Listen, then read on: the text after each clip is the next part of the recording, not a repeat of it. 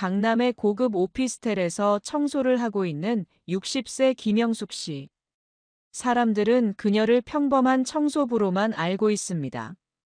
그런 그녀에게 어느 날 중학교 동창회 초대장이 도착했어요. 초대장을 본 순간 45년 전 기억이 되살아났습니다. 가난한 시골 촌년이 서울에 왜 와서 공기나 더럽히냐라며 자신을 괴롭혔던 박미화의 목소리가 귓가에 맴돌았어요. 하지만 아무도 모르죠. 이 평범해 보이는 청소부에게 숨겨진 놀라운 비밀이 있다는 사실을요. 과연 이 동창회에서 어떤 일이 벌어질까요? 시청하시기 전에 구독과 좋아요는 꼭 부탁드립니다. 강남 한복판의 고급 오피스텔 32층. 새벽 5시부터 이미 불이 켜져 있는 이곳에서 한 여성이 묵묵히 걸레질을 하고 있었습니다. 조금은 구부정한 허리와 거친 손, 그리고 낡은 작업복을 입은 그녀의 모습은 영락없는 평범한 청소부였어요. 영숙 씨, 오늘도 일찍 오셨네요. 경비실에서 올라온 김 경비원이 따뜻하게 인사했습니다. 이곳 직원들은 모두 영숙을 좋아했어요. 성실하고 친절한 그녀에게 모든 사람들이 고마워했죠. 네, 좋은 아침이에요. 오늘도 힘내세요. 영숙은 환한 미소로 답하며 다시 청소에 집중했습니다. 복도 바닥을 닦고 계단을 쓸고 화장실을 청소하는 일. 매일 반복되는 단순한 일상이었지만 그녀는 불평 한 번 하지 않았어요. 오히려 이런 단순함 속에서 마음의 평화를 찾았습니다. 오전 10시가 되자 사무실마다 직장인들이 출근하기 시작했습니다.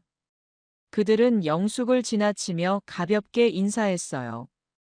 대부분은 그녀를 그저 성실한 청소 아주머니로만 알고 있었죠. 영숙 아주머니, 항상 고생 많으세요. 이런 일이 얼마나 힘드실까요? 한 젊은 직장인이 동정어린 눈빛으로 말했습니다. 영숙은 그저 미소로 답했어요. 그 누구도 알지 못하는 진실이 있었으니까요. 괜찮아요. 저는 이 일이 좋아요. 사실 김영숙은 이 오피스텔의 진짜 주인이었습니다. 뿐만 아니라 강남 일대 건물 20여 채를 소유한 300억대 자산가였어요. 부동산 임대업으로 매월 수억 원의 수익을 올리고 있는 성공한 사업가였죠. 하지만 영숙은 이런 사실을 숨기고 살았습니다. 화려한 살보다는 소박한 일상을 선택했어요. 매일 새벽에 일어나 청소 일을 하고 시장에서 장을 보고 소박한 아파트에서 살아가는 평범한 생활을 유지했죠. 영숙이 스스로 이런 삶을 선택한 이유가 있었습니다. 어려운 환경에서 자란 그녀에게 소박한 일상은 마음의 평화를 주었어요. 화려한 것보다는 진실한 것을 보여주기 위한 삶보다는 진정성 있는 삶을 원했습니다. 그녀의 하루는 늘 같은 패턴으로 흘러갔어요.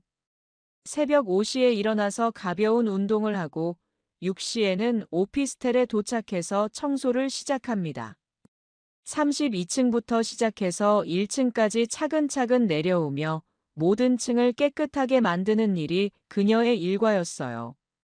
영숙 씨, 커피 한 잔 하세요. 사무실 직원 중 한 명이 따뜻한 커피를 건네주었습니다. 이런 작은 친절들이 영숙에게는 큰 힘이 되었어요. 고맙습니다. 맛있게 마실게요. 영숙은 창가에 앉아 커피를 마시며 서울 시내를 내려다보았습니다. 저 멀리 보이는 건물들 중 몇 채가 자신의 소유라는 사실이 때로는 꿈같이 느껴졌어요. 20대의 작은 부동산 중개업소에서 시작한 일이 이렇게까지 커질 줄은 상상도 못했죠. 오후가 되자 영숙의 휴대폰이 울렸습니다. 아들 김준호에게서 온 전화였어요. 어머니, 점심 드셨어요? 응, 먹었다. 너는? 저도 먹었습니다. 그런데 어머니, 또 그 작업복 입고 계시죠? 준호는 대기업의 CEO였습니다. LK그룹의 최고 경영자로서 수많은 직원들을 이끌고 있는 성공한 사업가였어요. 하지만 어머니의 선택을 존중했습니다. 다만 가끔은 걱정이 되곤 했죠. 편해서 그래. 너는 회사 일 열심히 해. 네, 알겠습니다. 어머니께서 행복하시면 저도 좋아요. 저녁에 뵐게요. 통화를 마친 영숙은 다시 청소를 시작했습니다. 그녀에게는 이런 단순한 반복이 오히려 마음의 평화를 가져다 주었어요. 복잡한 사업 결정을 내리는 것보다 이런 단순한 노동이 더 마음을 편하게 해주었습니다. 저녁 7시가 되자 영숙은 하루 일과를 마쳤습니다. 집으로 향하는 길에 우편함을 확인했어요. 광고지 몇 장과 함께 고급스러운 봉투 하나가 눈에 띄었습니다. 금색 테두리에 화려한 문양이 새겨진 봉투. 뭔가 특별한 느낌이 들었어요. 집에 도착해서 봉투를 열어보니 중학교 동창회 초대장이었습니다.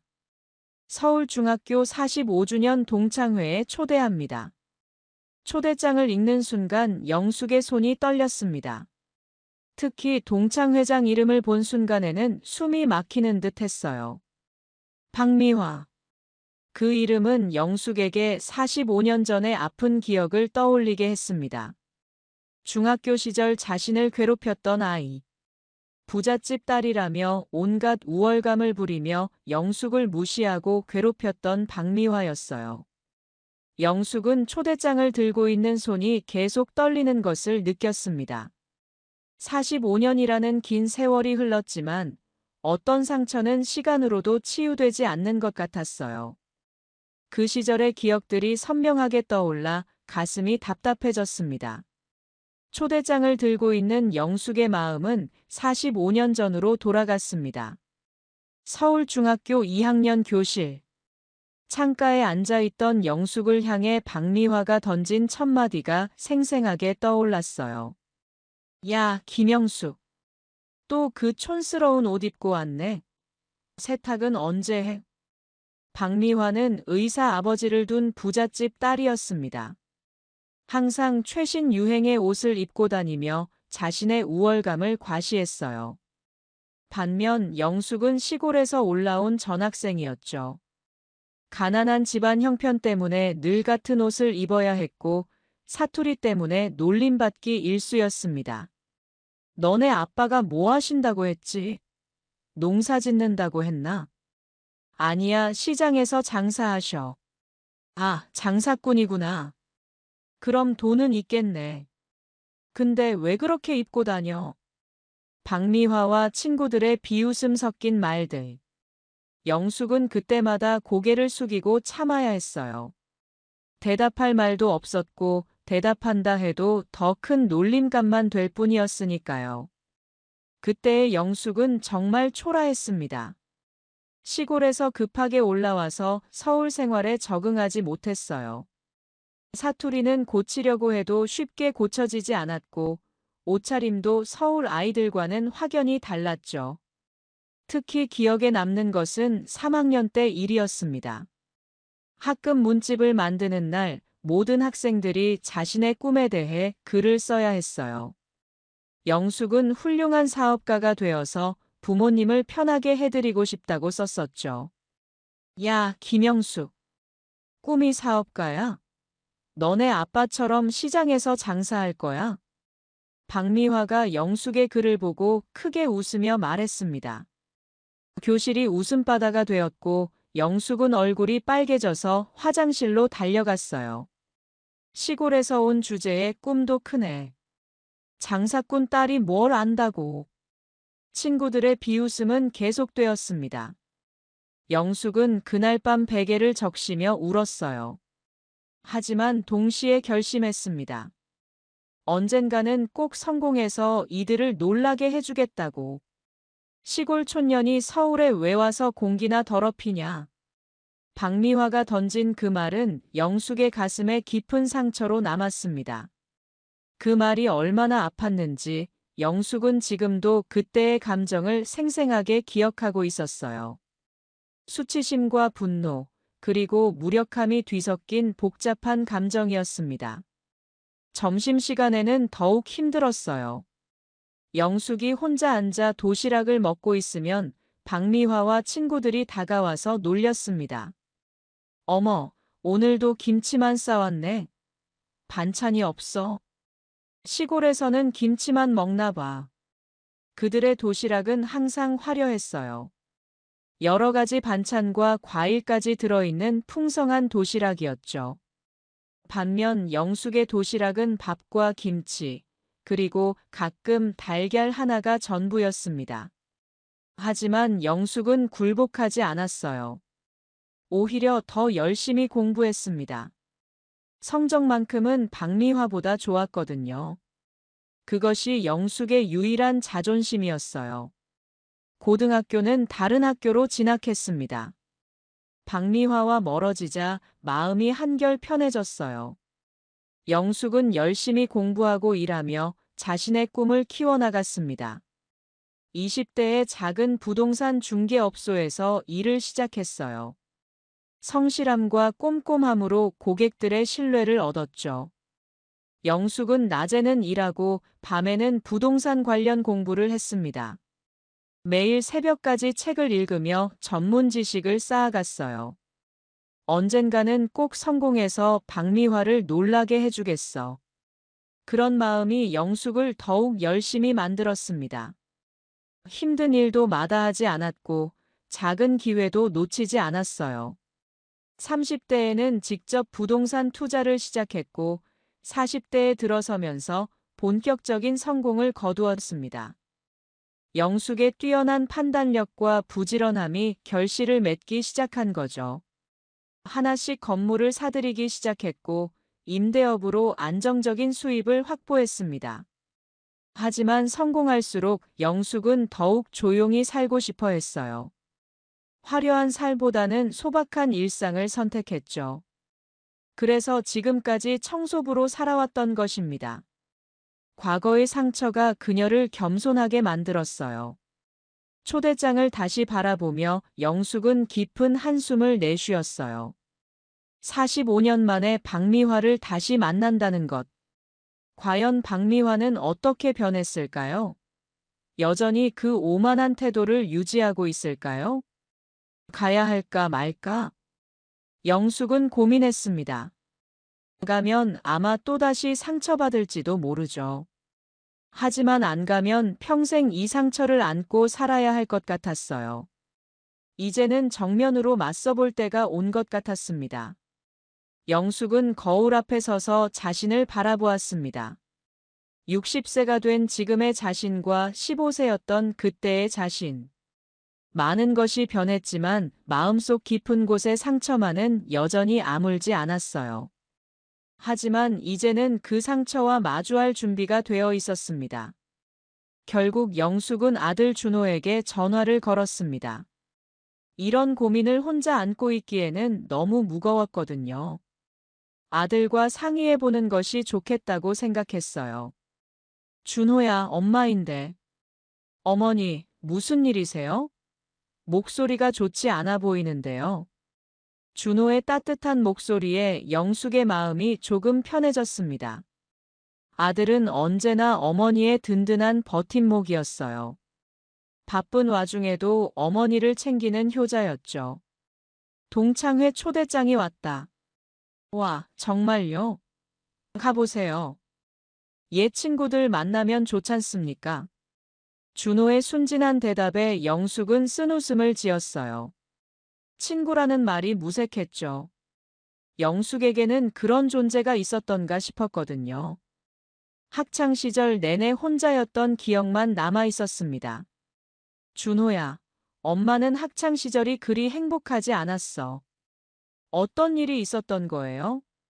영숙은 깊은 한숨을 내쉬었습니다.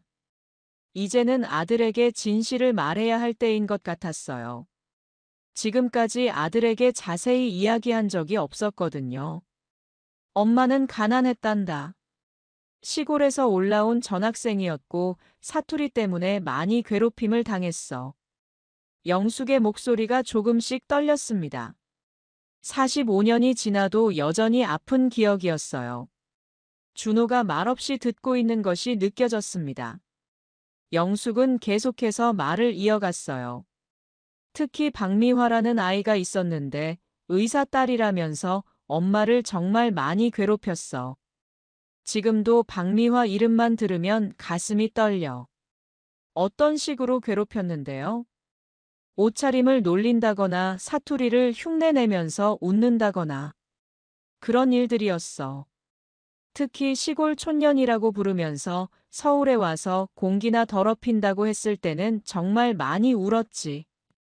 준호의 숨소리가 거칠어지는 것이 들렸어요. 어머니가 그런 일을 당했다는 사실에 화가 난 것 같았습니다. 그런데 이번 동창회 초대장에 박미화가 동창회장으로 되어 있더라. 어떻게 하면 좋을지 모르겠어. 잠시 침묵이 흘렀습니다. 준호가 신중히 생각하고 있는 것 같았어요. 어머니, 가세요. 뭐? 가시라고요.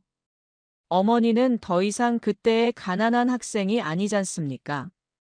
지금의 어머니는 성공한 사업가이고 많은 사람들에게 존경받는 분이에요. 준호의 말에 영숙의 마음이 조금씩 움직였습니다. 아들의 말이 맞긴 했어요. 지금의 자신은 과거와 완전히 다른 사람이었으니까요. 박미화라는 분에게 어머니의 현재 모습을 보여주세요. 어머니가 얼마나 훌륭한 사람인지 알려주세요. 하지만 굳이 자랑할 필요는 없지 않을까? 자랑이 아닙니다, 어머니. 당당함이에요. 어머니는 부끄러워할 일이 전혀 없어요. 오히려 그동안 어머니를 괴롭혔던 사람들이 부끄러워해야 하는 거예요. 아들의 격려에 영숙은 용기가 났습니다. 이제는 45년 전에 그 약한 소녀가 아니었어요. 세월은 많은 것을 바꿔놓았죠. 그래, 내 말이 맞구나. 이제는 그 상처를 극복해야 할 때인 것 같아. 어머니, 저도 함께 갈까요? 아니야, 괜찮아. 엄마 혼자서도 충분해. 하지만 마음속으로는 아들이 함께 와줬으면 하는 바람이 있었어요. 혹시 모를 일이니까요. 아들이 함께 있다면 더 든든할 것 같았습니다. 어머니, 어떤 옷을 입고 가실 거예요? 평소처럼 소박하게 갈까 생각 중이야. 화려하게 꾸미는 건 내 스타일이 아니거든. 좋은 생각입니다. 어머니다운 모습이 가장 아름다우니까요. 진정성이 가장 큰 무기예요. 준호의 말에 영숙은 마음이 놓였어요. 아들이 자신의 선택을 지지해주니 더욱 용기가 났습니다. 준호야, 내가 있어서 엄마는 정말 든든해. 어머니도 저에게는 최고의 자랑이에요. 어떤 상황에서도 당당하게 사세요. 준호와의 통화를 마친 후 영숙은 마음의 결정을 내렸습니다. 동창회에 참석하기로 한 거예요. 45년 동안 가슴에 품어온 상처를 이제는 끝내야 할 때였습니다. 그날 밤 영숙은 옷장을 정리했어요. 화려한 명품 옷들이 걸려 있었지만 손이 가지 않았습니다. 대신 단정하고 깔끔한 원피스 하나를 골랐어요. 화려하지는 않지만 품격이 느껴지는 옷이었죠. 영숙은 거울 앞에서 그 옷을 입어보았습니다. 단순하지만 우아한 느낌이었어요. 이렇게 입고 가는 것이 자신다운 것 같았습니다. 과시하려는 것이 아니라 진정한 자신을 보여주고 싶었거든요. 잠자리에 들기 전 영숙은 거울을 바라보며 자신에게 말했습니다. 김영숙, 이제 당당해져. 내가 부끄러워할 일은 아무것도 없어. 그날 밤 영숙은 오랜만에 깊은 잠에 빠졌어요. 마음의 결정을 내리고 나니 한결 편해진 것 같았습니다. 내일부터는 새로운 마음가짐으로 살아가야겠다고 다짐했어요. 동창회 당일. 영숙은 평소보다 일찍 청소 일을 마쳤습니다. 집에 돌아와 샤워를 하고 정성스럽게 옷을 차려입었어요. 화려하지는 않지만 단정한 원피스에 작은 진주 목걸이 하나만 걸었습니다. 어머니에게서 물려받은 소중한 목걸이였어요. 거울을 보니 생각보다 괜찮아 보였습니다. 60세라는 나이에도 불구하고 여전히 단정하고 우아한 모습이었어요. 영숙은 마지막으로 립스틱을 바르며 마음을 다잡았습니다. 5성급 호텔에서 열리는 동창회. 영숙은 호텔 입구에서 잠시 멈춰 섰어요. 화려한 조명과 고급스러운 분위기가 45년 전의 기억을 더욱 선명하게 만들었죠. 이런 곳에 발을 들여놓는 것조차 어색했던 그 시절이 떠올랐습니다. 서울중학교 45주년 동창회. 현수막을 보며 영숙은 깊은 숨을 들이마셨습니다. 이제 돌아갈 수도 없고 망설일 시간도 없었어요. 45년 만에 과거와 맞서는 순간이었습니다. 이름이 어떻게 되세요? 접수대의 젊은 여성이 물었습니다. 김영숙입니다. 네, 확인되었습니다. 이쪽으로 들어가세요. 홀에 들어서자 45년 전 얼굴들이 보였습니다. 모두 세월의 흔적이 있었지만 여전히 알아볼 수 있었어요. 그리고 홀 중앙에서 화려한 드레스를 입고 있는 박미화가 눈에 띄었습니다. 박미화는 여전히 아름다웠어요. 세련된 단발머리에 명품 주얼리로 치장한 모습이었죠.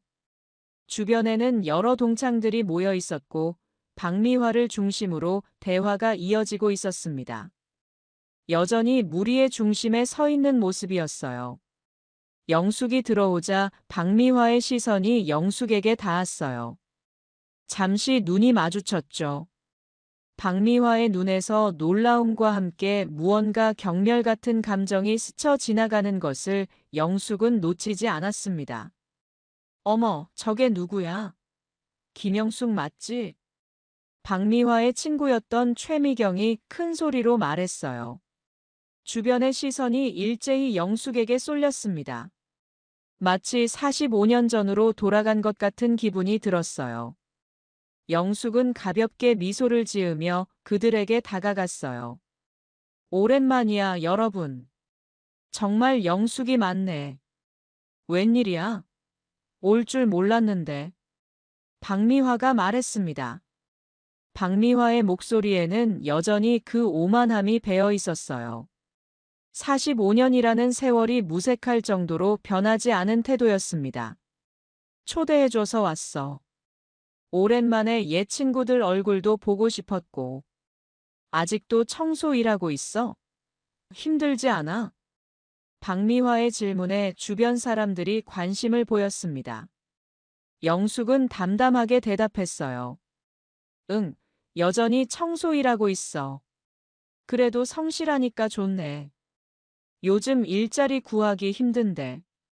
박미화의 말에 주변에서 키득거리는 소리가 들렸어요. 분명히 비웃음이었습니다. 그들의 표정에서 동정과 우월감이 섞여 있는 것을 영숙은 느꼈어요. 테이블에 앉자 동창들이 자신의 성공담을 늘어놓기 시작했습니다. 의사가 된 사람, 교수가 된 사람, 기업 임원이 된 사람들의 화려한 이야기들이 쏟아졌어요. 마치 경쟁이라도 하듯이 서로의 성공을 자랑하고 있었습니다. 우리 딸이 대기업 부장이야. 서연이가 LK그룹에서 일하는데 정말 자랑스러워. 박미화의 자랑이 시작되었습니다. LK그룹이라는 이름에 주변 사람들이 감탄했어요. 어머, 영숙아. 너도 자식 있어? 모든 시선이 다시 영숙에게 쏠렸어요. 마치 재미있는 구경거리를 보는 듯한 시선들이었습니다. 아들 하나 있어. 회사 다니고 있어. 어느 회사? 큰 데야? 박미화가 캐물었습니다. 영숙은 미소만 지었어요. 그냥 평범한 회사야. 박미화는 만족스러운 듯 웃더니 자기 핸드백에서 명함을 꺼내 보여주었어요. 우리 서연이 명함이야. 봐, LK그룹 마케팅부 부장이래. 정말 대단하지. 월급도 어마어마해. 영숙은 가만히 그 명함을 바라보았습니다. LK그룹. 아들 준호가 CEO로 있는 바로 그 회사였어요. 하지만 말하지 않았습니다. 아직은 때가 아니었으니까요. 영수가, 청소일이 요즘도 잘 돼? 경기가 안 좋다던데? 그럭저럭해. 그래, 힘들면 말해. 내가 좀 도와줄게. 우리 딸이 대기업 다니니까 뭔가 방법이 있을 거야. 박미화의 위선적인 친절에 영숙의 속이 끓었지만 표정 하나 바꾸지 않았어요. 요즘 청소일도 힘들다며. 월급은 얼마나 받아? 다른 동창이 무례하게 물었습니다. 영숙은 여전히 침착했어요. 충분히 살만해. 그래도 힘들 텐데. 나이도 있고. 그들의 동정 어린 말들이 계속되었습니다. 영숙은 조용히 참으며 때를 기다렸어요. 마음속으로는 화가 났지만 겉으로는 평온함을 유지했습니다. 식사가 시작되자 더욱 노골적인 무시가 시작되었어요. 영숙에게는 대화를 거의 걸지 않았고 걸어도 동정 어린 말들 뿐이었습니다. 마치 자선 사업이라도 하는 듯한 태도였어요. 박미화는 계속해서 딸 자랑을 늘어놓았습니다. 서연이 얼마나 우수한지, LK그룹에서 얼마나 인정받고 있는지에 대한 이야기들이었어요. 영숙은 그 모든 이야기를 조용히 들으며 속으로 쓴웃음을 지었습니다. 식사가 한창 진행될 무렵 연 회장 문이 활짝 열리며 한 남성이 들어왔습니다. 단정한 수트에 카리스마 있는 모습의 준호였어요. 연 회장 안의 분위기가 순간 조용해졌습니다.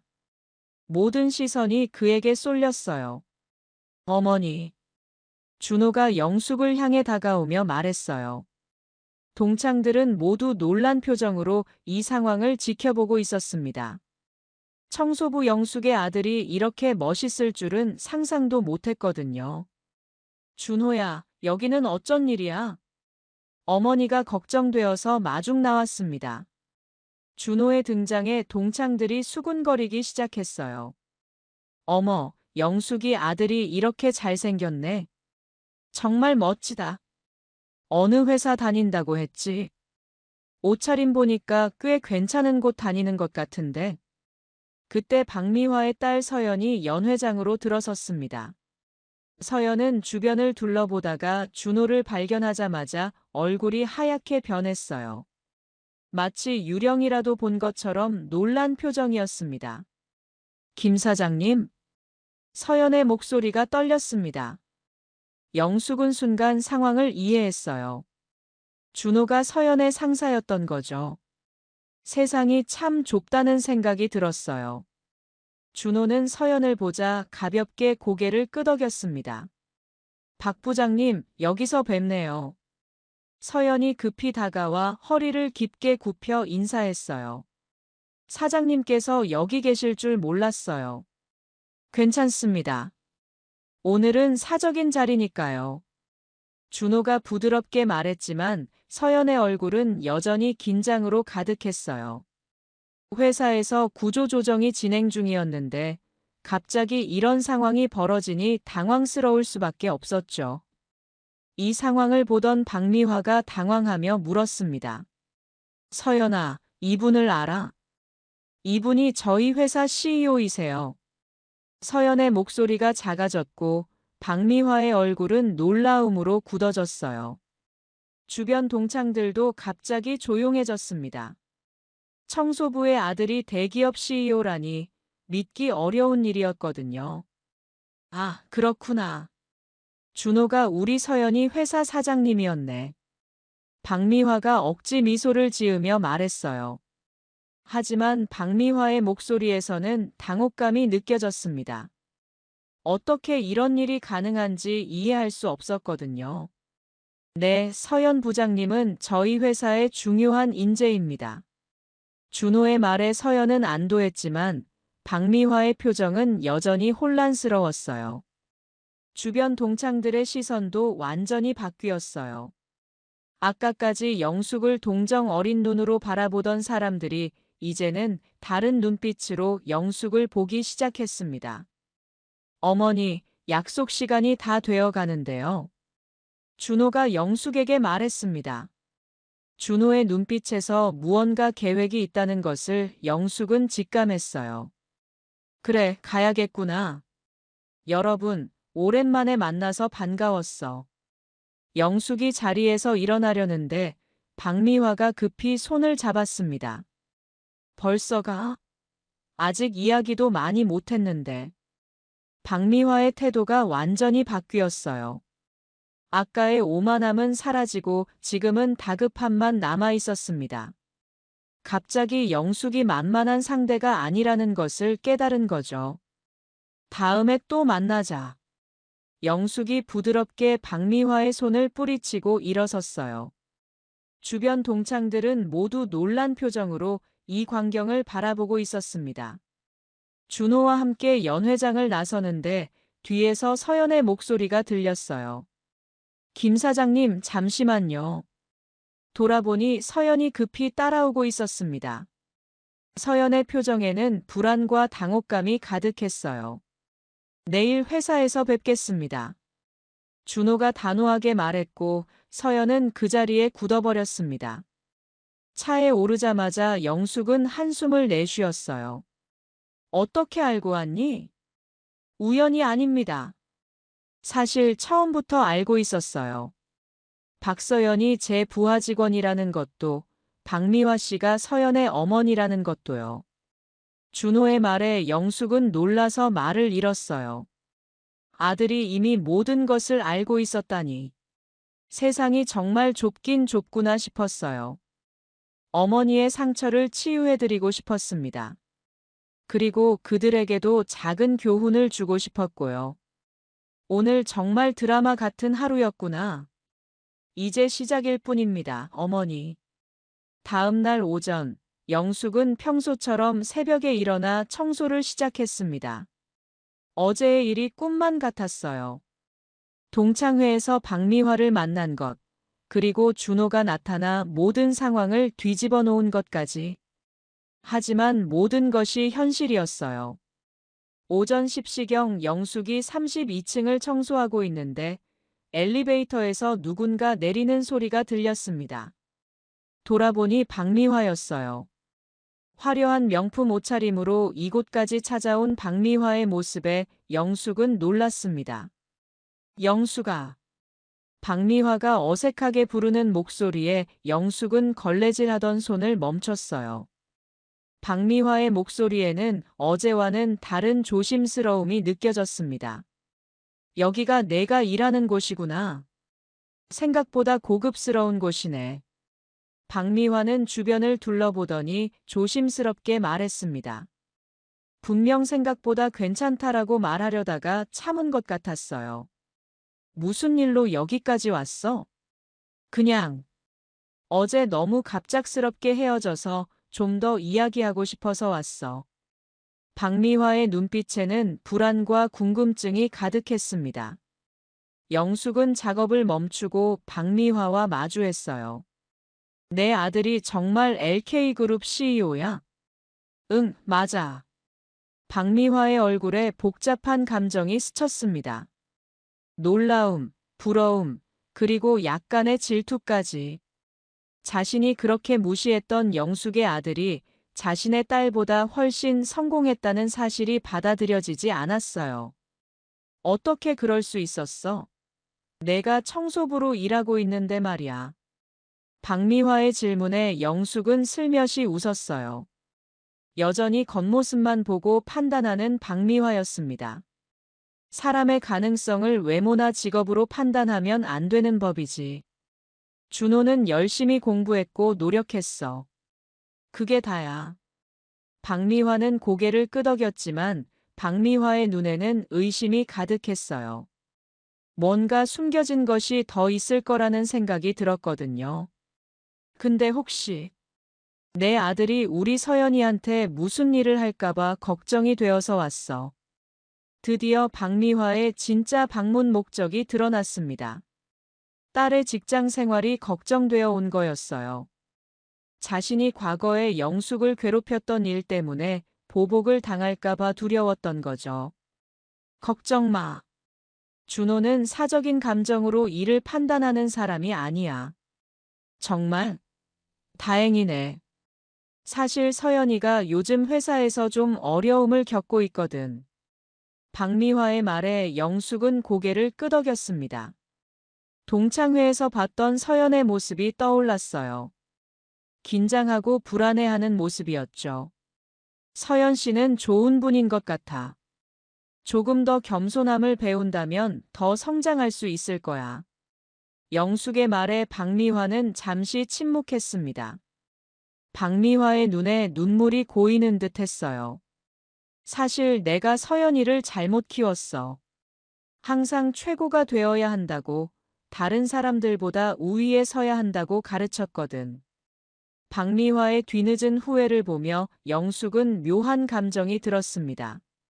45년 전 자신을 괴롭히던 그 오만한 소녀가 이제는 자신의 잘못을 인정하고 있었어요. 아직 늦지 않았어. 사람은 언제든 변할 수 있으니까. 영숙아, 솔직히 말해줘. 내 아들은 정말 어떤 사람이야? 서연이에게 보복하지는 않을까? 박미화의 간절한 눈빛에 영숙은 진심으로 대답했습니다.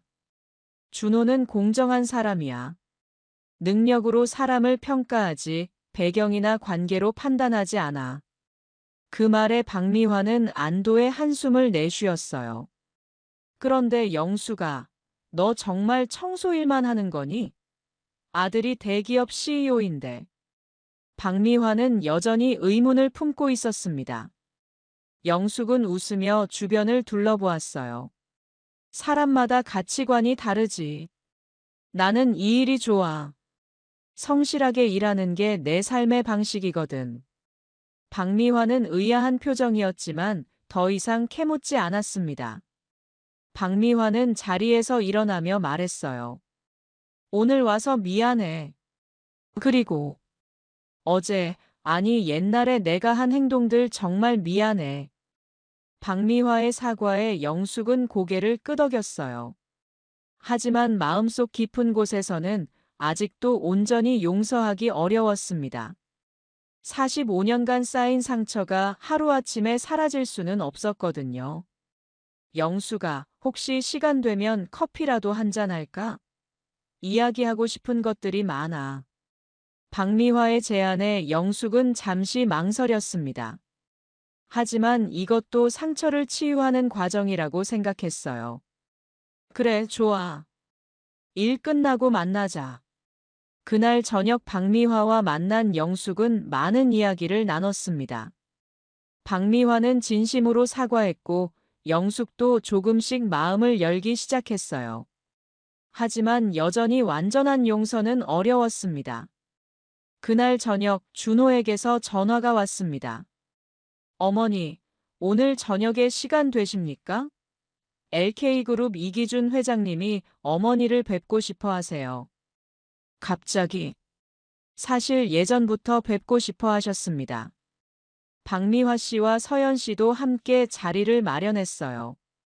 영숙은 준호의 계획을 직감했어요. 드디어 모든 진실이 밝혀질 때가 온 것 같았습니다. 강남의 유명한 호텔 최상층 레스토랑. 통창으로 보이는 서울의 야경이 한눈에 들어왔어요.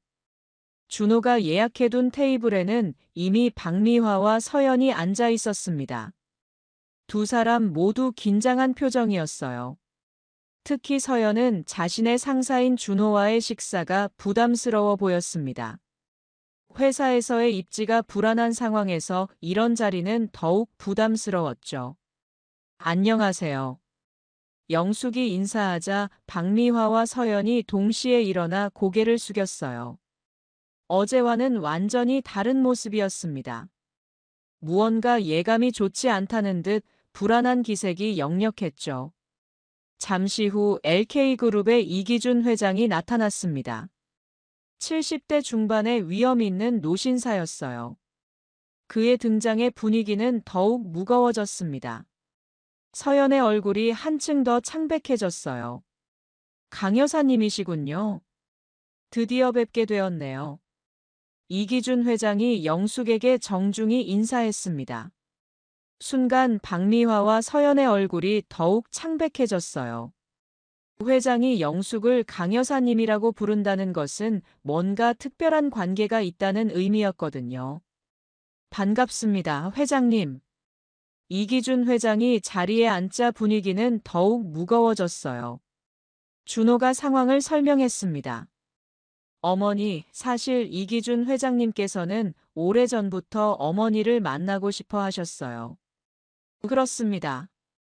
강 여사님의 사업 능력은 저희 업계에서도 유명하니까요. 이기준 회장의 말에 박미화와 서연은 의아한 표정을 지었어요. 무슨 말인지 이해할 수 없었거든요. 청소부와 사업이라는 말이 연결이 안 됐어요. 박미화가 용기를 내어 물었습니다. 혹시 무슨 일인지 설명해 주실 수 있을까요? 이기준 회장이 고개를 끄덕이며 말했습니다.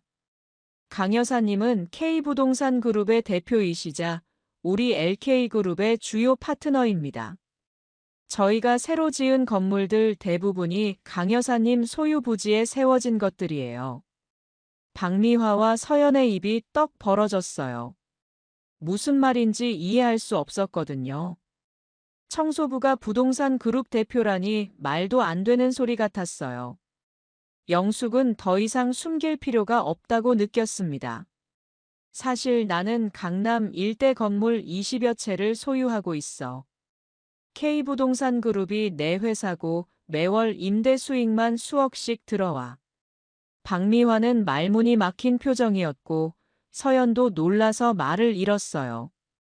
자신들이 그렇게 무시했던 영숙이 거대한 기업의 대표라니 믿을 수 없었어요. 그런데 왜 청소 일을? 박미화가 떨리는 목소리로 물었습니다. 그곳이 내 뿌리니까. 소박한 삶이 내게는 더 소중해. 돈이 많다고 해서 사람이 바뀌어야 하는 건 아니잖아. 이기준 회장이 덧붙였습니다. 강 여사님은 저희 업계에서 숨은 거물로 유명해요. 겸손하시고 신뢰할 수 있는 분이죠. 식사가 진행되는 동안 박미화와 서연은 거의 말을 하지 못했어요. 충격이 너무 컸거든요. 자신들이 그동안 얼마나 어리석었는지 깨닫게 되었죠. 식사가 끝나갈 무렵 박미화가 용기를 내어 말했어요. 영숙아, 정말 미안해. 내가 널 너무 오해했어. 박미화의 눈에 진심 어린 눈물이 고였습니다. 이제 와서 이런 말 하는 게 우습지만 내가 이렇게 성공한 사람인 줄 알았으면 내가 그렇게 못되게 굴지 않았을 텐데. 그 말에 영숙의 마음이 싸늘해졌어요. 여전히 박미화는 본질을 이해하지 못하고 있었습니다. 미화야, 내가 성공했기 때문에 존중받아야 하는 건 아니야. 모든 사람은 그저 사람이기에 존중받아야 하는 거야. 청소부든 CEO든 똑같은 사람이라고. 영숙의 말에 박미화는 부끄러운 듯 고개를 숙였습니다. 내 말이 맞아. 정말 미안해. 내가 얼마나 어리석었는지. 서연도 사과했어요. 저도 정말 죄송합니다. 선입견을 가지고 있었어요. 앞으로는 모든 사람을 존중하며 살겠어요. 영숙은 두 사람의 진심 어린 사과를 받으며 마음속 깊은 곳에서 무언가가 풀리는 것을 느꼈어요. 45년 전 너희가 날 시골 촌년이라고 무시했지만 난 그 모든 상처를 딛고 여기까지 왔어. 성공의 기준은 학력이나 출신이 아니라 얼마나 성실하고 정직하게 살았느냐야. 연 회장이 조용해졌습니다. 영숙의 말 한마디 한마디가 모든 사람들의 가슴에 울렸어요. 저도 처음에는 복수하고 싶었어.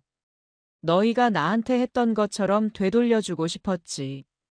하지만 그런 마음은 나 자신을 더 아프게 할 뿐이라는 걸 깨달았어. 그날 이후 한 달이 흘렀습니다. 영숙은 여전히 매일 새벽에 일어나 청소를 하고 있었어요. 변한 것이 있다면 박미화가 가끔 찾아와 진심 어린 대화를 나눈다는 점이었습니다. 영수가 진심으로 내가 존경스러워. 그 많은 성공에도 불구하고 이렇게 소박하게 살다니. 박미화의 말에 영숙은 웃었어요. 행복은 돈이나 지위에서 오는 게 아니야. 내가 좋아하는 일을 하고 의미 있는 삶을 사는 것. 그게 진정한 부라고 생각해. 어느 날 영숙은 중요한 결정을 내렸습니다. 자신의 자산 일부를 사회에 환원하기로 한 거예요. 특히 어려운 환경에서 자라는 아이들을 위한 재단을 설립했습니다.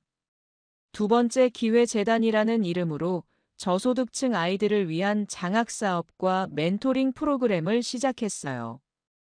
박미화도 재단 활동에 참여하게 되었습니다. 영수가 나도 뭔가 의미 있는 일을 하고 싶어. 과거의 잘못을 조금이라도 만회하고 싶거든. 박미화의 진심 어린 말에 영숙은 감동했어요. 한때 자신을 괴롭혔던 박미화와 함께 아이들을 돕는다는 사실이 신기했지만 인생이란 참 예측할 수 없는 것이라는 생각이 들었습니다. 재단 설립 첫날, 영숙과 박미화는 함께 저소득층 아이들을 만났어요. 그 아이들 중에는 45년 전의 영숙과 비슷한 처지의 아이들이 많았습니다. 낡은 옷을 입고 위축된 모습이 과거의 자신과 너무나 닮아 있었어요. 여러분, 출신이 여러분의 미래를 결정하지 않아요. 꿈과 노력이 기적을 만들어요. 영숙의 말에 아이들의 눈빛이 반짝였어요. 희망을 잃지 않는 것이 얼마나 중요한지 영숙은 누구보다 잘 알고 있었거든요. 한 아이가 손을 들고 물었어요. 할머니도 저희처럼 가난했어요? 그래, 할머니도 어릴 때 너희들처럼 힘들었어. 하지만 포기하지 않고 열심히 살았더니 지금은 이렇게 너희들을 도울 수 있게 됐지. 박미화도 아이들에게 다가가서 말했어요. 할머니는 어릴 때 다른 사람을 무시하는 나쁜 아이였어. 하지만 지금은 그때의 잘못을 뉘우치고 너희들을 돕고 있단다. 사람은 언제든지 변할 수 있어. 서연도 많이 변했어요. 회사에서 더 열심히 일하게 되었고, 동료들에게도 겸손한 모습을 보여주었습니다. 특히 청소하시는 분들께 항상 정중하게 인사하고 고마움을 표현했어요. 엄마, 제가 정말 바뀌었어요. 사람을 외모나 직업으로 판단하는 것이 얼마나 잘못된 일인지 깨달았어요. 서연의 변화를 보며 박미화도 마음이 놓였어요. 딸이 올바른 가치관을 갖게 된 것 같아서 다행이었습니다. 어느 날 저녁 준호가 찾아와 말했습니다. 어머니, 정말 행복해 보이세요. 그래, 이보다 더 행복할 수 없을 것 같아. 내 인생에서 이런 순간이 올 줄은 정말 몰랐어. 준호가 감동적인 눈빛으로 말했습니다. 어머니는 항상 마음의 부자셨어요. 그래서 진정한 성공을 이룰 수 있었던 거예요. 재단 설립 발표회 날, 영숙은 많은 사람들 앞에서 연설했습니다. 저도 처음에는 복수하고 싶었어요. 하지만 진정한 승리는 복수가 아니라 용서와 성장에 있다는 걸 깨달았어요. 상처받은 마음을 치유하는 방법은 다른 사람에게 상처를 주는 것이 아니라 그 상처를 희망으로 바꿔 다른 사람들을 돕는 거예요.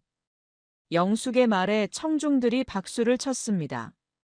출신이 미래를 결정하지 않아요. 꿈과 노력이 기적을 만들어요. 그리고 무엇보다 중요한 것은 서로를 존중하는 마음이에요. 청소부든 CEO든 모든 사람은 소중한 존재예요. 발표회가 끝난 후 박미화가 다가왔어요.